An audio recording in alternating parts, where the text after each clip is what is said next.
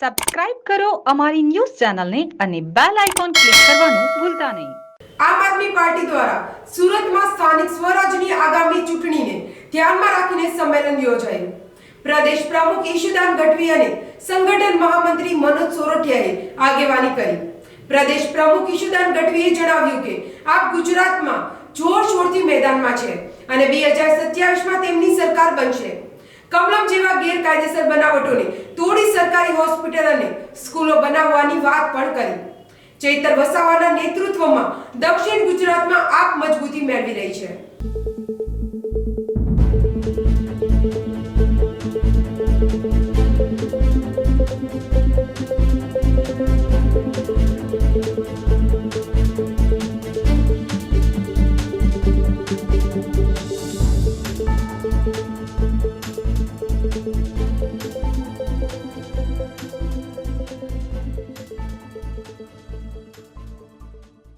Jamna news Surat.